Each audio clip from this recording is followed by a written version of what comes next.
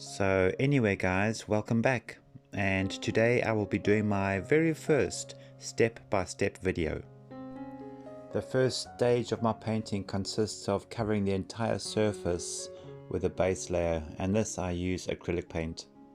Here you can see I am using a 3/4 inch flat brush, and later on in the base layer you will see me using a number 4 round brush for the more detailed areas. I tend to use a limited palette, and the colors that I'm using today are titanium white, cadmium yellow medium hue, cadmium red hue, Winsor blue, raw umber and Mars black. So basically the colors are basically the three primary colors: yellow, red and blue, and then a white and a black, and then the raw umber, which is like a very earthly color. I am working on a 20 by 20 centimeter primed cotton canvas, but as always I will always add an additional 2 layers of gesso to my canvas. This gives me a smoother, less textured surface to work on. So my aim with the base layer is to cover the entire surface of the canvas with a layer of acrylic paint. At this stage of the painting, don't worry about if it's looking very rough. Just paint a rough sketch with acrylic paint, and we can go in later with oils and refine it. Before I started painting, I used a black color pencil just to draw the outline of my image. There are various ways you can add an image onto your canvas. I use an app called Pheno. There's another one called Artist's Eye, and this allows you to draw an image onto your canvas using your phone. This helps me get an accurate outline onto my canvas without worrying whether the proportions are correct or not. And I can spend more time enjoying the painting process. 2 other areas to look out for is try and get your colors to match as close as possible, but if they are not quite correct, don't worry, you can correct this later when you're doing your oil painting process. And secondly, try and get your values as close as possible to your reference picture. If your values are correct, then you will get a more 3D look and feel to your painting. So from here on, I'm going to speed up the video, and I'll get back to you once the base layer is complete, and then we can start with the oil painting process.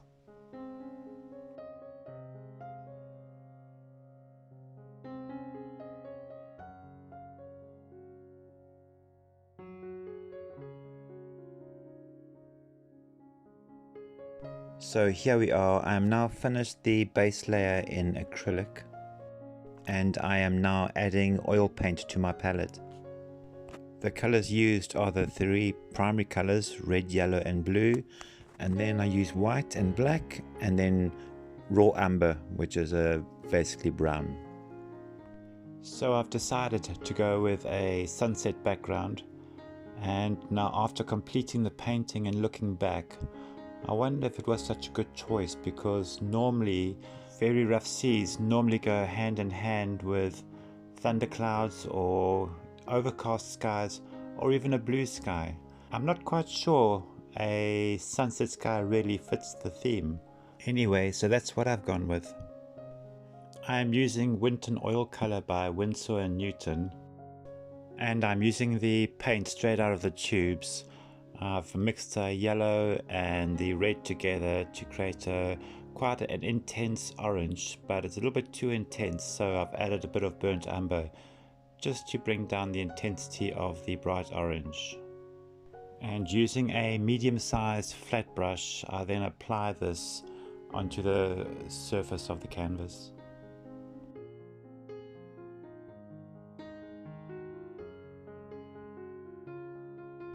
As the clouds get further and further away from the sun, they become more bluey and purpley in color, so I've used red and blue to make purple, and I'll then do the top part of the clouds in that color. You will notice that I painted the blue sky using acrylic, and I didn't repaint this over using oil color because it takes forever to dry.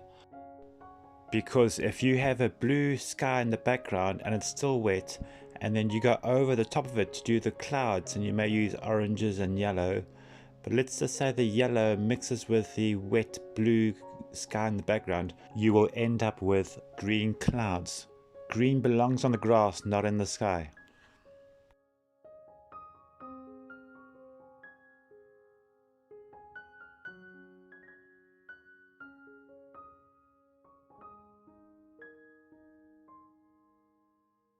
Now here's another tip for you. I wipe off the excess paint off my paintbrush just using a paper towel or just a square piece of tissue, and then I have got a jar with a bit of wire mesh crumpled up inside of it, and then this jar is filled with just the cheapest vegetable oil.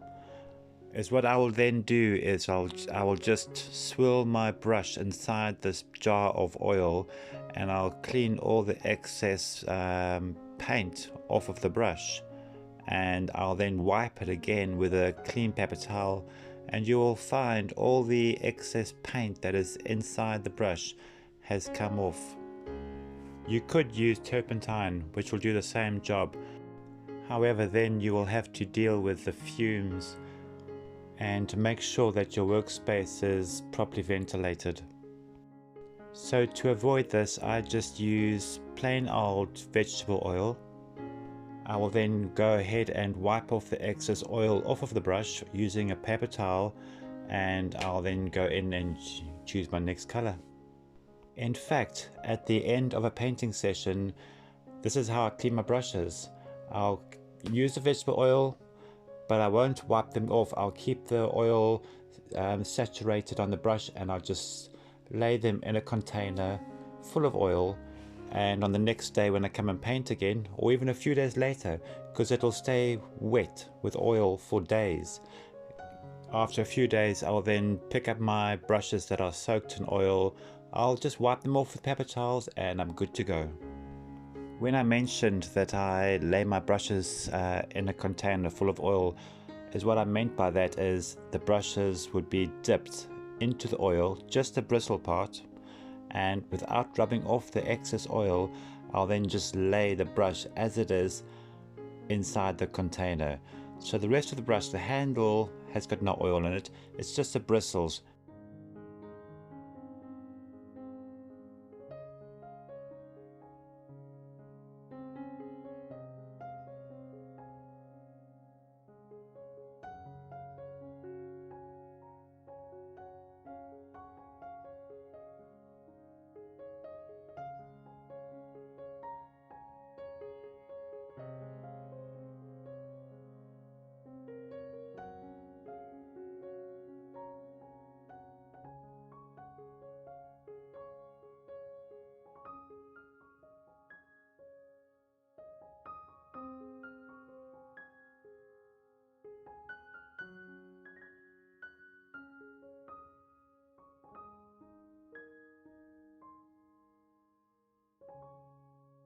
So there's the sky pretty much done. I'm now working on the wave. Again, I'm using the paint straight out of the tube, and I'll find that if I get to a part of the painting where I need to put a bit more detail in and the paint is too thick, I'll just add a bit of linseed oil, just a little bit, just to make sure the paint turns into like a creamy texture. I'll then be able to use a finer brush and then apply this onto the painting surface. Unless the paint has been thinned down, it will be nearly impossible to get your fine detail in using a rigger brush or even a small round brush.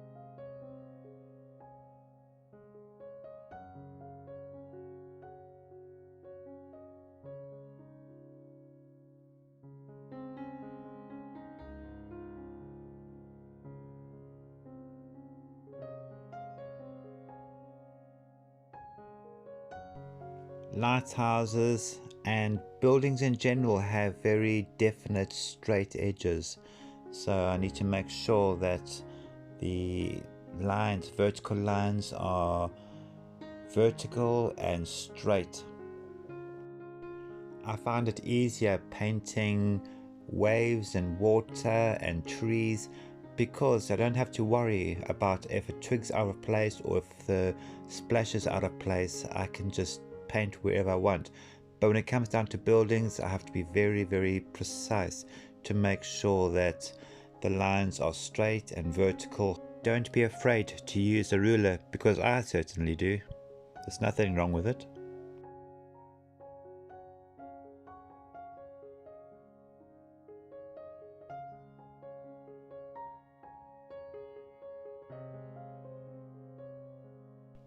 Here's the ruler I was talking about. Actually, it's a scraper, but nevertheless it's got a straight edge, and I'm using it as a ruler. Look at that, nice straight lines. I don't think I could have done that freehand.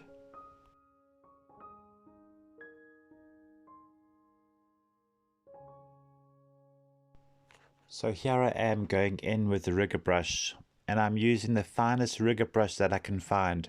It's got 5 zeros and it's great for doing detail. I'm using an almost black, but not black, like a very dark brown with almost black.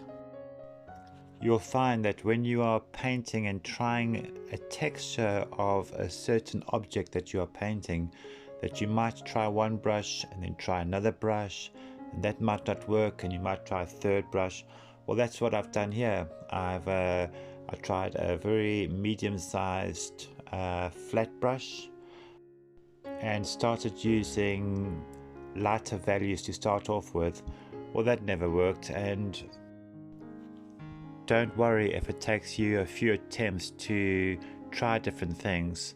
Eventually you'll find just the right brush and just the right color, and paint can go on top of paint, so it can cover up any messes that you may have made along the way.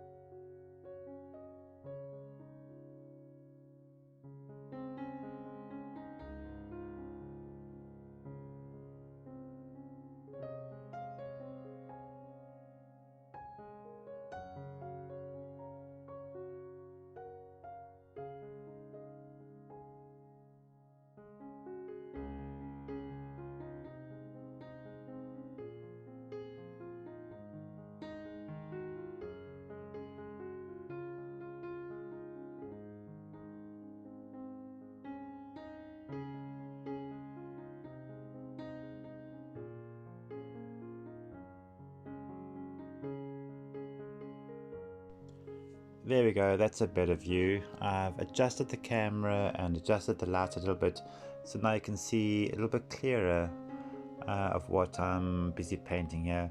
So it's just basically the shadowy areas of the rock on the side of the harbour wall, and I'm not drawing definite straight lines, it's just very random little lines just all over the place.